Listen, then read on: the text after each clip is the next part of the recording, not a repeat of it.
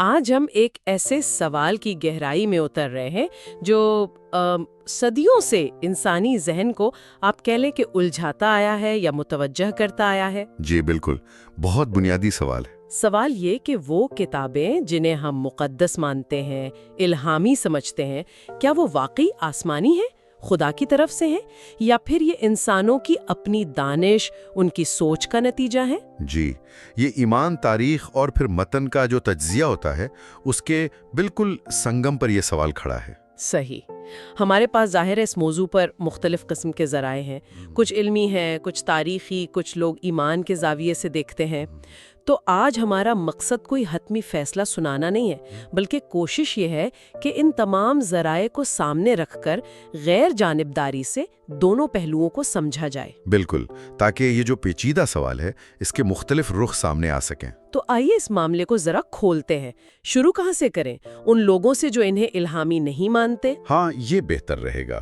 جو لوگ یعنی تحریے ہیں، لادینیائیں ہیں یا بہت سے سیکولر تاریخ دان، وہ انہیں انسانی تخلیق کیوں سمجھتے ہیں؟ کیا بنیاد ہے ان کے دلائل کی؟ دیکھیں، ان کے دلائل کئی نکات پر ہیں۔ پہلا اور شاید سب سے اہم وہ ہے تاریخی اور ثقافتی پس منظر۔ اچھا۔ مطلب یہ کتابیں یہ کوئی خلا میں تو نہیں اتری، ایک خاص وقت تھا، جگہ تھی، معاشرہ تھا۔ جی۔ ان کی زبان، ان کے محاورے، جو قانون بیان ہوئے، یہاں تک کہ کائنات کے بارے میں جو تصورات ملتے ہیں، وہ اسی دور کے انسان کی سمجھ بوجھ کو دکھاتے ہیں۔ اس کی کوئی مثال دے سکتے ہیں آپ؟ جیسے؟ بالکل بالکل، مثال کے طور پر بائبل کی کتاب پیدائش کو لیں۔ جی۔ اس میں جو دنیا بننے کی کہانی ہے، جی۔ اس کا موازنہ اگر آپ قدیم میسوپوٹیمیا، خاص طور پر بابل کی ایک مشہور داستان ہے انوما ایلیش، اس سے کریں تو کئی چیزیں ملتی جلتی نظر آئیں گی۔ اچھا۔ اسی طرح قرآن پاک کا نزول ہوا تو وہ 7ویں صدی عیسوی کا عرب معاشرہ تھا۔ اس کے اپنے سماجی، سیاسی، قبائلی حالات تھے۔ قرآن ان حالات سے گہرا تعلق رکھتا ہے۔ یعنی وہ اپنے زمانے کا آئینہ ہے؟ بالکل، اس نقطہ نظر سے دیکھیں تو یہ اپنے زمانے کا آئینہ ہے، جیسے کوئی بھی اور پرانی دستاویز ہو سکتی ہے۔ یہ وقت اور ثقافت سے ماورا نہیں لگتے۔ پھر ایک اور اہم نقطہ ہے، وہ ہے متن کے اندر نظریات کا ارتقاء۔ نظریات کا ارتقاء؟ وہ کیسے؟ یعنی بعض اوقات یوں لگتا ہے کہ ایک ہی کتاب میں یا صحیفوں کے سلسلے میں خدا کا تصور یا اخلاقی تعلیمات وقت کے ساتھ ساتھ بدل رہی ہیں۔ مثلاً؟ جیسے عبرانی بائبل یعنی اولڈ ٹیسٹمنٹ کو دیکھیں۔ شروع کی کتابوں میں خدا کا تصور ایک خاص قبیلے کے دیوتا جیسا زیادہ لگتا ہے، جو بعد میں وقت گزرنے کے ساتھ زیادہ آفاقی، زیادہ قادر مطلق ہستی کا روپ دھارتا محسوس ہوتا ہے۔ تو جو لوگ شکی ہیں وہ کہتے ہیں یہ الہام نہیں ہے، یہ تو انسانی مذہبی سوچ ہے جو وقت کے ساتھ پختہ ہو رہی ہے، ارتقاء کر رہی ہے۔ ٹھیک ہے۔ اچھا، اور جو متن کی اپنی ساخت ہے، مطلب کس نے لکھا، کیسے لکھا، اس بارے میں کیا پتا چلتا ہے؟ یہ بھی تو بہت اہم ہے نا؟ جی، یہ بہت ہی اہم نکتہ ہے۔ آج کل جو لسانی تجزیہ ہوتا ہے یا ماخذ کی تحقیق ہوتی ہے، جسے سورس کرٹیسزم کہتے ہیں، جی، اس کی بنیاد پر بیشتر جو علمی ماہرین ہیں، اسکالرز، وہ اس بات پر متفق ہیں کہ بہت سی مقدس کتابیں کسی ایک بندے نے نہیں لکھی۔ ایک بندے نے نہیں؟ جی، مثال کے طور پر تورات یعنی بائبل کی پہلی 5 کتابیں، جی، پینٹاٹیوک جنہیں کہتے ہیں، جی، روایت تو یہی ہے کہ حضرت موسیٰ نے لکھیں، لیکن ماہرین سمجھتے ہیں کہ نہیں، یہ ایک شخص کا کام نہیں ہے، یہ کم از کم 4 مختلف ذرائع، 4 مختلف روایات کا مجموعہ ہے۔ 4؟ وہ کون سے ہیں؟ JEPD کا ذکر سنا ہے؟ بالکل وہی، JEP اور D، یہ جرمن ماہرین کی دی ہوئی علامتیں ہیں۔ انہیں لگا کہ جیسے 4 الگ الگ آوازیں ہیں اس متن میں۔ اچھا، کیسے فرق کیا انہوں نے؟ جیسے J والا جو ذریعہ ہے وہ خدا کے لیے یہوہ نام استعمال کرتا ہے، E والا ذریعہ الوہیم کہتا ہے، D کا تعلق زیادہ تر کتاب استثناء ڈیٹورونومی سے ہے، اس کا اپنا ایک خاص انداز ہے، اور P یعنی پریسٹلی سورس، اس میں کہانتی روایات، مذہبی رسومات اور قوانین پر زور ہے۔ ان سب کے لکھنے کا انداز، الفاظ کا چناؤ، یہاں تک کہ ان کی مذہبی دلچسپیاں بھی الگ الگ محسوس ہوتی ہیں۔ تو اگر یہ نظریہ درست ہے تو پھر یہ خیال کمزور پڑ جاتا ہے کہ یہ پوری کتاب ایک ہی شخص کو خدا نے براہ راست لکھوائی تھی، یہ صدیوں میں مرتب ہوئی لگتی ہے۔ اور نئے عہد نامے کی اناجیل، گاسپلز؟ ان کا بھی یہی معاملہ ہے، وہ حضرت عیسیٰ کی وفات کے کئی دہائیوں بعد لکھی گئیں، انہیں فوراً لکھی گئی رپورٹیں نہیں سمجھا جاتا۔ फिर मतन के अंदर तजादात की बात भी की जाती है। तजादात? जी, जैसे नाजील को ही देख लें। एक ही वाकया है, मसलन हजरत ईसा की खाली कब्र पर सबसे पहले कौन गया, इस बारे में आपको मुख्तलिफ बयानात मिलेंगे। या फिर कुछ ऐसे दावे मिलते हैं जो आज की जो साइंसी समझ बूझ है उससे आप कह लें टकराते हैं। जैसे वो तूफान नूह वाली बात, या जमीन की उम्र? जी, जैसे पूरी दुनिया में तूफान नूह का आना, या जमीन की उम्र सिर्फ चंद हजार साल होना। तो इल्मी नुक्ता नज़र से ये चीज़ें इंसानी तसनीफ की निशानियां समझी जाती हैं। मतलब इंसानों से गलती हो सकती है, खुदा से नहीं। सही। ये तो हुए तारीख और मतन के पहलू। कुछ लोग इसे नफ्सियात और मुआशरे के ज़ाविये से भी देखते हैं, है ना, कि आखिर ये तजुर्बात या ये किताबें वजूद में ही क्यों आईं? जी हाँ, बिल्कुल। जो सेक्युलर नुक्ता नज़र है वो कोशिश करता है कि इन गैर मामूली तजुर्बात की वजाहत नफ्सियात से की जाए। किन तजुर्बात की? जैसे पैगंबरों या रूहानी शख्सियात को आवाज़ें सुनाई देना, ख्वाब नजर आना, या अचानक जैसे कोई इल्हामी ख्याल आ जाना। अच्छा। तो नफ्सियात में कुछ कैफियत हैं, मसलन टेम्पोरल लोब एपिलेप्सी या बहुत गहरा मुराकबा, शदीद जहनी दबाव। ये चीज़ें भी बाज़ औक़ात ऐसे तजुर्बात का बायस बन सकती हैं। ओह। या फिर कुछ लोग होते हैं उनमें करिश्माती शख्सियत होती है, वो लोगों को कायल करने की गैर मामूली सलाहियत रखते हैं। तो ज़रूरी नहीं कि इन तजुर्बात की वाहिद वजाहत खुदाई राब्ता ही हो, दूसरी वजाहतें भी मुमकिन है। और फिर समाजी पहलू है, वो बहुत अहम है। समाजी पहलू? जी, कि इन किताबों ने मुआशरों में क्या किरदार अदा किया। उन्होंने कवानीन बनाए, लोगों को एक बरादरी, एक कौम के तौर पर जोड़ा, हुक्मरानों को जवाज बख्शा, लेजिटिमेसी दी, मुश्किल वक्त में लोगों को तसल्ली दी, उम्मीद दिलाई। तो ये ज़रूरतें थी माशरे की? बिल्कुल। शक्की नुक्ता नज़र कहता है कि ये सब वाज़े इंसानी और समाजी ज़रूरतें हैं। तो ये किताबें इन ज़रूरतों को पूरा करने के लिए तख्लीक हुई और इसीलिए इन्हें महफूज भी रखा गया। इसी सिलसिले में जो इल्मी हलके हैं वहाँ एक ख़ास तरीका इस्तेमाल होता है इन किताबों को समझने के लिए। इसे कहते हैं तारीख़ी तनकीदी तरीका, हिस्टोरिकल क्रिटिकल मेथड। अच्छा, ये क्या है? इसमें वो ये करते हैं कि किताब को किसी भी और पुरानी तारीख़ी दस्तावेज़ की तरह पढ़ते हैं। मतलब फ़िलहाल ये सवाल एक तरफ रख देते हैं कि खुदा ने लिखी या नहीं, और सिर्फ ये देखते हैं कि तारीख़, ज़बान, आसार क़दीमा की रोशनी में हमें क्या पता चलता है। ठीक है, तो इस तरीके से क्या नताइज निकले हैं? क्या ख़ास बातें सामने आई हैं? कई अहम बातें सामने आई हैं। पहली बात तो ये, जिसका जिक्र पहले भी हुआ, कि किसी भी बड़ी इलाहमी किताब का असल नुस्खा, जिसे ऑटोग्राफ कहते हैं, वो आज मौजूद नहीं है। असल नुस्खा नहीं है? जी नहीं, हमारे पास जो हैं वो नकल की हुई कॉपियां हैं, और वो भी अक्सर असल मतन लिखे जाने के सैकड़ों साल बाद तैयार हुई हैं। दूसरी बात, जब इन पुराने नुस्खों का आपस में मुवाजना करते हैं तो उनमें हजारों की तादाद में फर्क नजर आते हैं। हजारों फर्क? ये तो बहुत ज्यादा हैं। जी, ये फर्क मामूली हिज्जे की गलती से लेकर पूरी आयत या पूरी कहानी के होने या ना होने तक हो सकते हैं। कोई मिसाल? जैसे मरकस की इंजील का जो आखिरी हिस्सा है, या यूहन्ना की इंजील में वो मशहूर वाकया है जिना में पकड़ी गई औरत का। जी हाँ, सुना है। ये कहानियां बहुत से कदीम तरीन और मोतबर नुस्खों में मौजूद नहीं हैं, ये बाद में शामिल की गई। ओह, तो इससे क्या पता चलता है? इससे ये जाहिर होता है कि मतन को नकल करने वाले कातिब इंसान थे, और वक्त के साथ मतन में दानिस्ता या नादानिस्ता तब्दीलियां होती रही हैं।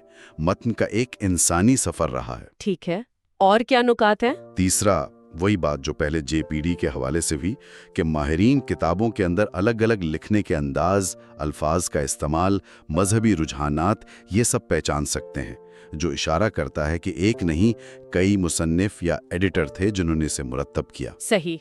चौथा, एनाक्रोनिज्म मिलते हैं, यानी तारीखी बेरब्तगी।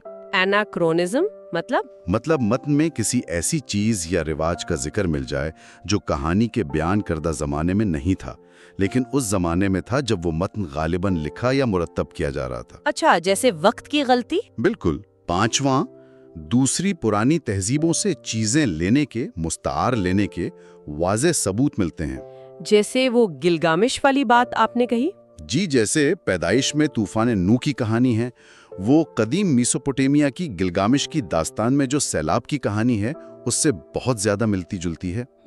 یا بائبل کے جو قوانین خروج میں جیسے آنکھ کے بدلے آنکھ، وہ بابل کے بادشاہ حمورابی کے قوانین سے بہت ملتے ہیں۔ تو علمی وضاحت کیا ہے اس کی؟ علمی وضاحت یہ ہے کہ ان کتابوں کے لکھنے والے اپنے آس پاس کی ثقافت میں جو کہانیاں اور روایات تھیں ان سے متاثر ہوئے۔ یہ ایک فطری عمل تھا۔ اور آخری اہم نقطہ ہے کینونائزیشن کا عمل۔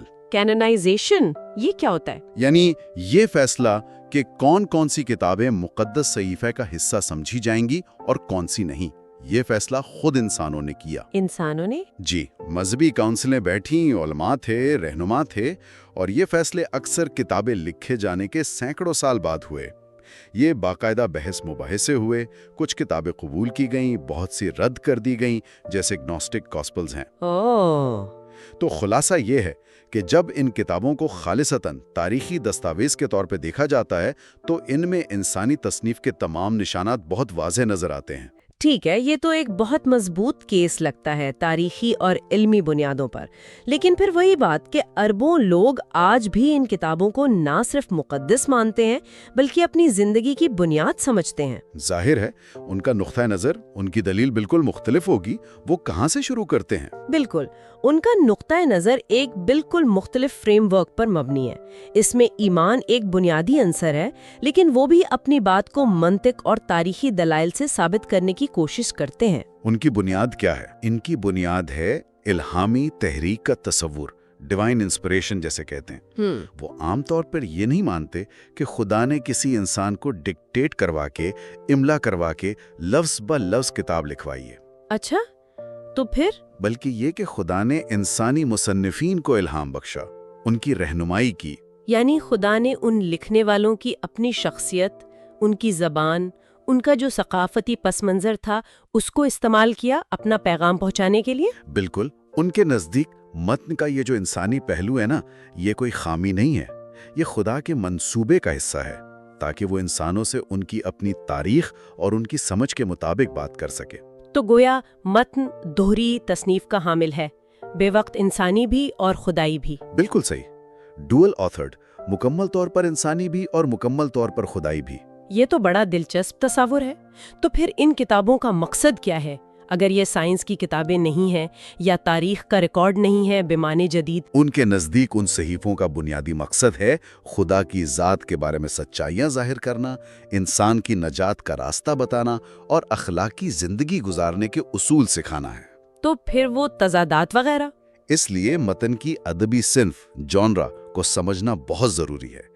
کیا یہ تاریخ ہے، شاعری ہے، کوئی تمثیل ہے، قانون ہے؟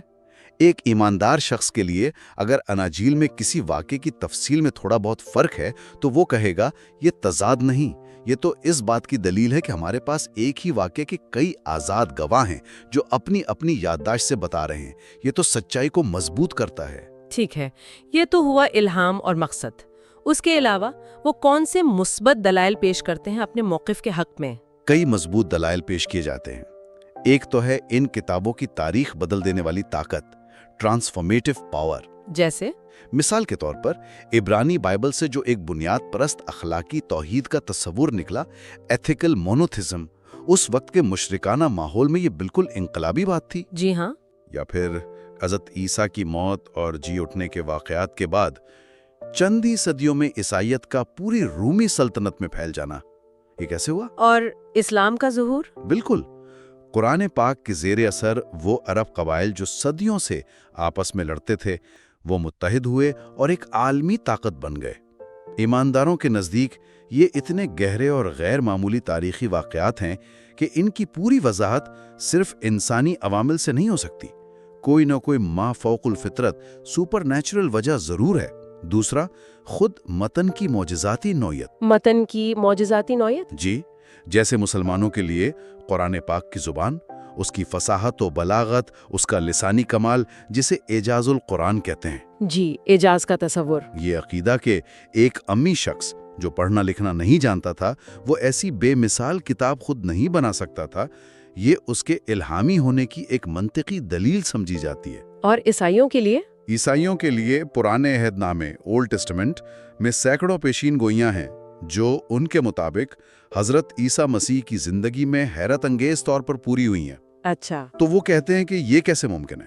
یہ ثابت کرتا ہے کہ دونوں عہد ناموں کے پیچھے ایک ہی خدائی منصوبہ کام کر رہا ہے۔ اسی سے جڑی ہوئی ایک اور دلیل ہے پیشین گوئیوں کا پورا ہونا، پروفیٹک فلفلمنٹ۔ یعنی مستقبل کی باتیں بتانا جو سچ ہو گئی۔ جی، ان کتابوں میں خاص لمبی مدت کی پیشین گوئیاں ملتی ہیں، جیسے مسیحا کی آمد کے بارے میں یا کچھ قوموں کے عروج و زوال کے بارے میں، جو صدیوں بعد بالکل ویسے ہی پوری ہوئیں۔ کہا جاتا ہے کہ کوئی انسان اتنی درست پیشین گوئی نہیں کر سکتا۔ ٹھیک ہے۔ اور کتابوں کی اپنی ساخت یا مواد کے بارے میں کوئی دلیل؟ ہاں، ایک بہت اہم دلیل ہے موضوعاتی وحدت کی، تھیمیٹک یونٹی۔ وہ کیا ہے؟ مثال کے طور پر بائبل کو دیکھیں، یہ تقریباً 40 مختلف لوگوں نے لکھی، 1500 سال کے عرصے میں لکھی گئیں، 3 الگ الگ براعظموں پر مختلف زبانوں میں۔ اتنا تنوع؟ جی، اس کے باوجود ایماندار کہتے ہیں یہ شروع سے آخر تک نجات، سیلویشن کی ایک ہی مربوط کہانی بیان کرتی ہے۔ یہ جو غیر معمولی ہم آہنگی ہے اسے وہ واحد خدائی مصنف کا فنگر پرنٹ سمجھتے ہیں۔ پھر ان کتابوں کا ہزاروں سال تک محفوظ رہ جانا، میریکولس پریزرویشن، یعنی اتنی مخالفت کے باوجود؟ شدید ترین مخالفت، ظلم و ستم، جنگیں، انہیں جلانے کی کوششیں، ان سب کے باوجود یہ کتابیں آج ہمارے پاس موجود ہیں۔ اسے بھی اکثر ایک معجزہ اور خدائی حفاظت کا ثبوت سمجھا جاتا ہے۔ اور آخر میں شاید سب سے اہم دلیل جو ایماندار پیش کرتے ہیں وہ ہے ان کی تبدیلی لانے والی طاقت، ٹرانسفارمیٹیو پاور۔ یعنی لوگوں کی زندگیوں پر اثر؟ جی، یہ صرف پرانی کتابیں نہیں ہیں، یہ آج بھی کروڑوں انسانوں کی زندگیاں بدل رہی ہیں، انہیں گناہوں سے توبہ پر مائل کرتی ہیں، آرٹ کو متاثر کرتی ہیں، تہذیبوں کو متاثر کرتی ہیں، دکھ درد میں لوگوں کو بے پناہ تسلی اور امید دیتی ہیں۔ ان کی یہ ایک زندہ خوبی ہے کہ ایک ہی آیت مختلف لوگوں سے مختلف حالات میں بالکل نئے معنی کے ساتھ بات کر سکتی ہے۔ اسے بھی ایماندار لوگ خدائی کلام کی تاثیر سمجھتے ہیں کہ خدا خود ان الفاظ کے ذریعے بات کر رہا ہے۔ ٹھیک ہے، یہ تو ہو گئے ایماندار نقطہ نظر کے مثبت دلائل، یہ بھی کافی وزنی لگتے ہیں۔ لیکن اب واپس ان اعتراضات پر آتے ہیں جو تاریخی تنقیدی طریقے سے اٹھائے گئے تھے، جیسے متن میں فرق ملنا، ایک سے زیادہ مصنف ہونا، دوسری کہانیوں سے ملتی جلتی باتیں ہونا۔ ان کا جواب ایماندار کیسے دیتے ہیں؟ بنیادی طور پر وہ انہی شواہد کو لیتے ہیں، لیکن انہیں اپنے ایمانی فریم ورک کے اندر رکھ کر ان کی دوبارہ تشریح کرتے ہیں، انہیں ری انٹرپریٹ کرتے ہیں۔ اچھا، کیسے؟ مثلاً متن میں جو فرق ہے، ٹیکسچول ویریئنٹس۔ وہ کہتے ہیں کہ جی ہاں، ہزاروں فرق موجود ہیں، لیکن ان میں سے 99% سے زیادہ تو بالکل معمولی ہیں، جیسے ہجے کا فرق یا لفظ آگے پیچھے ہو جانا۔ اور کسی ایک فرق سے بھی جو بنیادی عقائد ہیں، خدا کی وحدانیت، مسیح کی الوہیت، نجات کا راستہ، اہم اخلاقی اصول، ان پر کوئی اثر نہیں پڑتا۔ یعنی پیغام وہی رہتا ہے؟ بالکل، وہ کہتے ہیں یہ معمولی انسانی شور ہے جو خدائی سگنل کو خراب نہیں کرتا، اصل پیغام بالکل واضح ہے۔ پھر وہ متعدد مصنفین والی بات جیسے JD نظریہ۔ ہاں، اس کا کیا جواب ہے؟ دلچسپ بات یہ ہے کہ بہت سے جو جدید ایماندار علماء ہیں وہ اب اس نظریے کو یا اس جیسے نظریات کو قبول کرتے ہیں۔ قبول کرتے؟ جی، یا کم از کم اس کے امکان کو رد نہیں کرتے۔ وہ کہتے ہیں ٹھیک ہے، مان لیا کہ 4 ذرائع تھے، تو کیا ہوا؟ خدا نے ایک شخص موسیٰ کو الہام دینے کے بجائے اس پورے عمل کو الہام بخشا ہوگا۔ پورے عمل کو؟ ہاں، یعنی خدا نے J کو بھی تحریک دی، E کو بھی، D کو بھی، P کو بھی، اور پھر وہ جو آخری ایڈیٹر تھا جس نے ان سب کو اکٹھا کیا، اس کو بھی خدا نے الہام اور رہنمائی دی۔ خدا کا کام کرنے کا طریقہ زیادہ پیچیدہ اور تدریجی بھی تو ہو سکتا ہے، ضروری نہیں کہ بالکل سیدھا ہو۔ یہ تو ایک نیا زاویہ ہے۔ اچھا، اور وہ جو دوسری کہانیوں سے مماثلت ہے، جیسے گلگماش اور نوح کا سیلاب؟ اس کی بھی 2 طرح سے تشریح کی جاتی ہے۔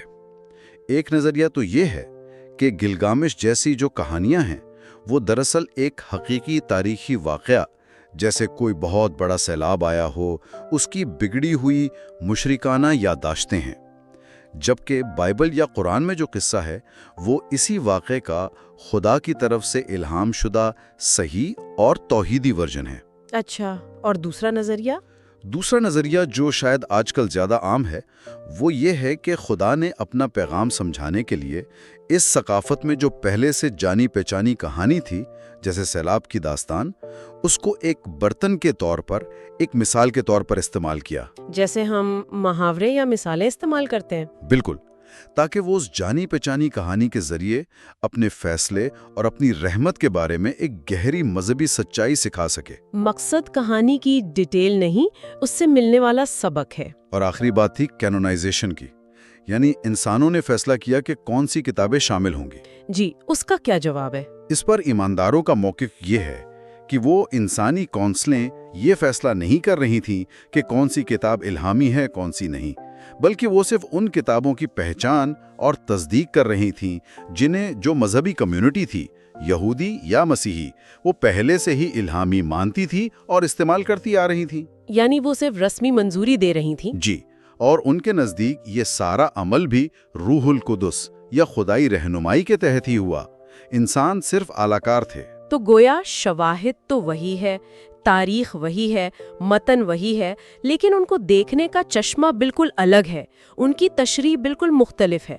کیا کوئی ایسی بنیاد ہے جہاں یہ دونوں فریق، یعنی جو شکی ہیں اور جو ایماندار ہیں، کم از کم حقائق کی سطح پر متفق ہو سکے؟ ہاں، کچھ بنیادی حقائق ہیں جن پر تقریباً اتفاق رائے پایا جاتا ہے، بھلے ان کی تشریح الگ الگ ہو۔ کون سے حقائق؟ پہلی مشترکہ بنیاد ہے تاریخی حقائق پر۔ یہ ایک حقیقت ہے، اس سے کوئی انکار نہیں کر سکتا کہ یہ مقدس کتابیں بہت پرانی دستاویزات ہیں۔ یہ ایک خاص تاریخی اور ثقافتی ماحول میں انسانوں نے لکھے یا مرتب کی۔ ان کی زبان، ان کے قانون، ان کی ادبی شکلیں سب اسی ماحول کی عکاسی کرتی ہیں۔ اس پر تو سب متفق ہوں گے شاید۔ جی، اب تشریح کا فرق آتا ہے۔ ایماندار کہتا ہے یہ خدا کا طریقہ تھا، اس نے انسانوں سے ان کی سطح پر آ کر بات کی۔ غیر ایماندار کہتا ہے یہ ثبوت ہے کہ یہ خالصتاً انسانوں کی بنائی ہوئی ہیں۔ لیکن دونوں اس بات پر متفق ہیں کہ متن کو سمجھنے کے لیے اس کے اصل تاریخی پس منظر کو سمجھنا ضروری ہے۔ ٹھیک ہے، اور دوسری مشترکہ بنیاد؟ دوسری مشترکہ بنیاد ہے متن کی ترسیل پر، ٹرانسمیشن جسے کہتے ہیں۔ یہ بھی ایک حقیقت ہے کہ کسی بھی بڑی مقدس کتاب کے اصل ہاتھ سے لکھے نسخے، آٹوگرافز آج ہمارے پاس نہیں ہیں۔ جی، ہمارے پاس نقل کی ہوئی کاپیاں ہیں جن میں وقت کے ساتھ فرق آئے ہیں، اور آج ہم جن کتابوں کو بائبل یا قرآن کے طور پر جانتے ہیں، ان کی موجودہ شکل کو انسانوں نے ہی، کمیونٹیز نے، کونسلوں نے مرتب کیا ہے، ایڈٹ کیا ہے، منتخب کیا ہے۔ جیسے نئے عہد نامے کی کینونائزیشن ہوئی یا حضرت عثمان رضی اللہ عنہ کے دور میں قرآن کی تدوین نو ہوئی۔ صحیح۔ اب پھر تشریح کا فرق ہے۔ ایماندار کہتا ہے یہ سارا عمل خدا کی نگرانی اور رہنمائی میں ہوا تاکہ اصل پیغام محفوظ رہے۔ غیر ایماندار کہتا ہے یہ عمل دکھاتا ہے کہ کیسے انسانوں کے فیصلوں اور طاقت کی کشمکش نے اس چیز کو شکل دی جسے آج الہی متن کہا جاتا ہے۔ تو اصل فرق سمجھنے کا ہے، تشریح کا ہے۔ بالکل۔ مشترکہ منطق یہ ہے کہ متن ہم تک ایک انسانی تاریخ کے ذریعے پہنچا ہے۔ اختلاف صرف اس بات پر ہے کہ کیا اس انسانی عمل میں خدائی رہنمائی اور منشا شامل تھی یا نہیں۔ تو اگر حقائق کی سطح پر کچھ اتفاق ہے تو پھر یہ بنیادی اختلاف کہاں اٹک جاتا ہے؟ یہ بحث کبھی ختم کیوں نہیں ہوتی؟ بنیادی اختلاف میرے خیال میں دو چیزوں کا ہے۔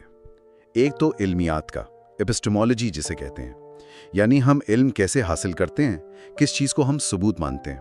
اچھا۔ اور دوسرا ہے عالمی نظریے کا، ورلڈ ویو، یعنی کائنات اور حقیقت کے بارے میں ہمارا بنیادی تصور کیا ہے۔ یہ کیسے؟ دیکھیں، ایک کتاب کے الہامی ہونے کا دعویٰ یہ بنیادی طور پر ایک مذہبی دعویٰ ہے۔